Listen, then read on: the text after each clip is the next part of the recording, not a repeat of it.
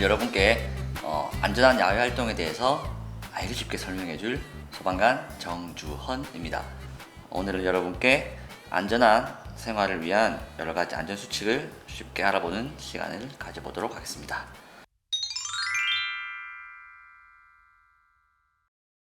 세 번째로 가장 많이 활동하는 학교에서 일어날 수 있는 안전사고에 대해서 알아보고 어떻게 예방해야 되는지도 배워보도록 하겠습니다. 자, 안전사고 발생 현황을 먼저 보겠습니다.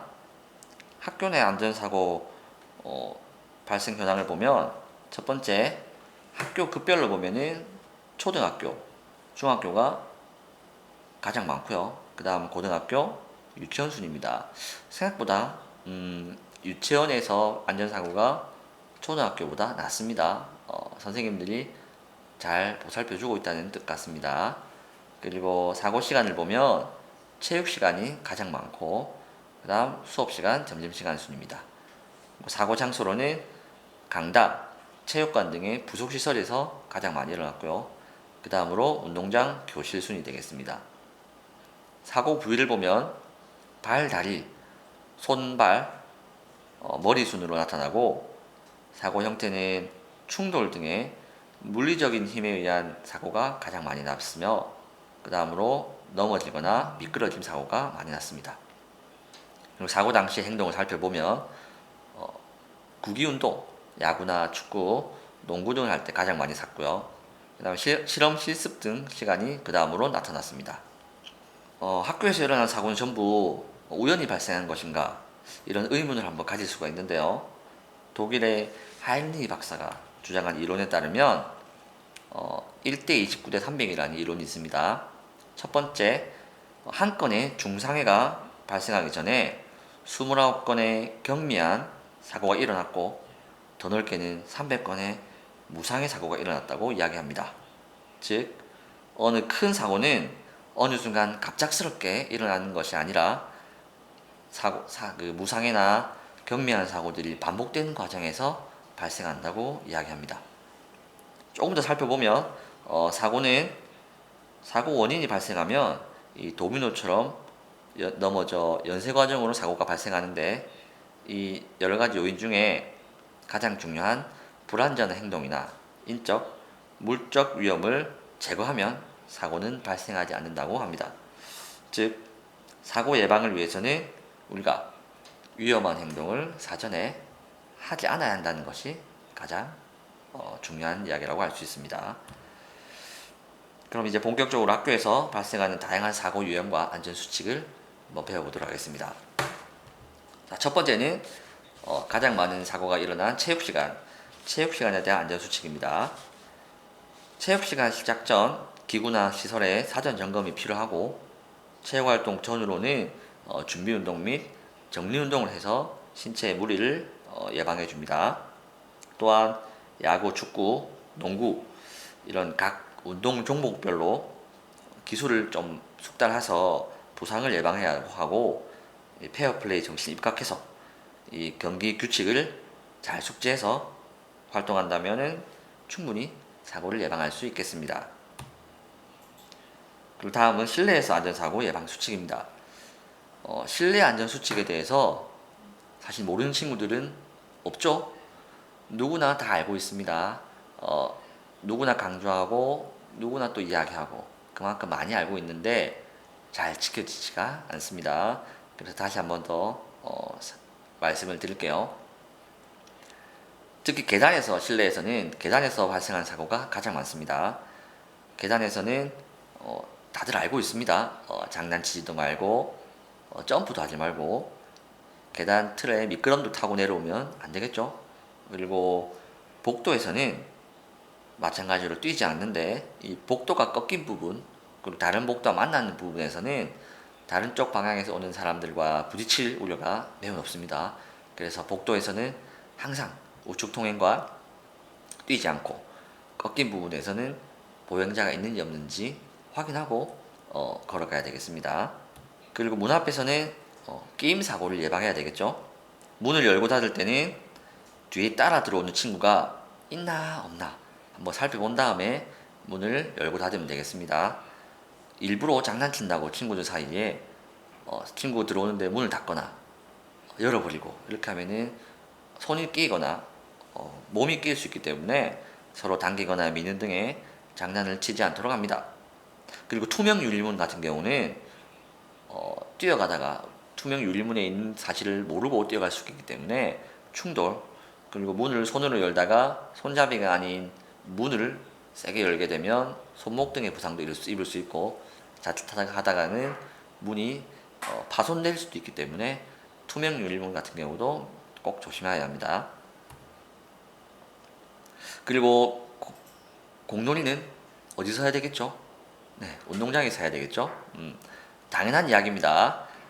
교실에서는 또는 복도에서나 우리 친구들 분필이나 탁구공, 뭐 양말, 테니스공, 배드민턴공 이런 간단한 공을 가지고 교실이나 복도에서 운동하는 걸 많이 볼 수 있습니다. 볼 수 있는데 창문이 깨지거나 또는 뭐 형광등이나 액자, 시계 이런 물건들이 파손될 수도 있고요.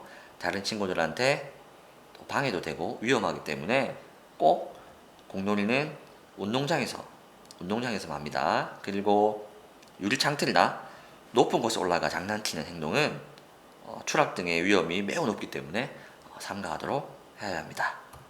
학교에서 발생하는 여러 안전사고 중에 또 큰 피해를 야기할 수 있는 게 과학실 안전사고입니다.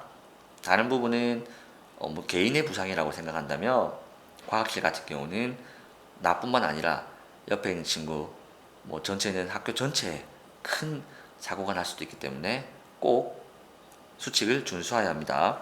과학 실험 할 때는 실험 종류에 따라서 실험복, 마스크, 보안경 등의 보호장구를 꼭 착용하고 선생님의 지시 없이 혼자서 실험을 진행하면 안 되겠습니다.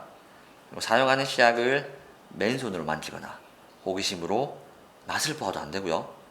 과학실 안을 마음대로 돌아다니면서 장난을 치게 되면 또 약품이 쏟아지거나 할 수 있기 때문에 주의해야 합니다. 혹시 모를 사고를 대비해서 과학실에 갈 때는 항상 소화기의 위치를 확인하는 것이 중요하고 어디로 대피하는지 비상구도 확인해 줘야 합니다. 그리고 실험이 다 끝난 이후에는 실험에 사용했던 시약이나 실험기구 등을 원래 위치에 두어야 하며 다 쓴 치약이나 오염된 물건은 규정에 맞게 처리하도록 해야 합니다. 자, 다음은 교통안전인데 친구들, 스몬비라는 말 들어보았나요? 스몬비는 스마트폰과 좀비의 합성어입니다. 좀비가 어떻게 걸어가는 줄 알죠? 보셨을 겁니다. 좀비가 걸어가는 모습 잘 생각해 보세요. 스마트폰을 보면서 걸어가는 사람들을 일컬어 스몬비라고 부릅니다. 친구들도 많이 스마트폰을 보면서 걸어가는 걸로 알고 있습니다. 하지만 스마트폰을 보면서 걸어가는 행위는 마치 술 취했을 때 아무것도 보이지 않는 음주 보행과 비슷합니다. 그래서 시야가 극단적으로 좁아지고 높은 사고 위험에 노출되어 있기 때문에 사고 발생 우려가 매우 높습니다.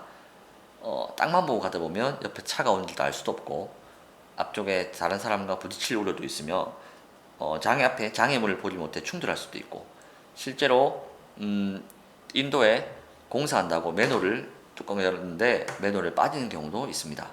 그래서 항상 걸어갈 때는 스마트폰은 주머니에 또는 가방 속에 두도록 합니다. 자, 다음으로는 전동 킥보드입니다. 아마 전동 킥보드를 타본 친구도 분명히 있을 겁니다. 하지만 결론부터 이야기하면은 절대로 타서는 안 됩니다. 전동 킥보드 같은 퍼스널 모빌리티 개인 이동 장치 같은 경우는 만 16세 이상, 그리고 제2종 원동기 장치 자전거 면허 이상 가진 사람만 이용할 수 있습니다. 만 16세 고등학생이죠. 그래서 중학생 아래로는 전동 킥보드를 사용하면 안 됩니다. 만약 전동 킥보드를 무면허로 했을 때 범칙금 10만원, 범칙금 10만원이 발생하고요. 또한 교통사고가 발생하게 되면 자동차 사고와 동일하게 형사처벌 대상이 되기 때문에 절대로 친구들이 전동 킥보드를 타면 안 되겠습니다. 자, 그럼 전동 킥보드 대신에 우리 친구들 많이 타는 게 자전거, 그렇죠? 킥보드, 롤러스케이트가 있겠죠? 이 안전사고 발생 원인 중에 탑3가 아마 자전거, 킥보드, 롤러스케이트입니다. 그래서 모두들 잘 알고 있습니다. 이런 것들을 탈 때는 보호장구, 헬멧을 꼭 착용해야 하며, 그리고 골목길이나 차도에서는 절대로 타면 안 되겠습니다. 그리고 중요한 거, 이어폰은 자전거, 킥보드, 롤러스케이트 탈 때 절대 끼면 안 됩니다. 주변에 사람이 오거나 차가 오거나 위급 상황이 생겼을 때 옆에서 이야기를 들을 수 있어야 하기 때문에 이어폰, 헤드폰은 절대로 착용하면 안 되겠습니다. 이상으로 마치도록 하겠습니다. 강의 들어주셔서 감사합니다. 고맙습니다.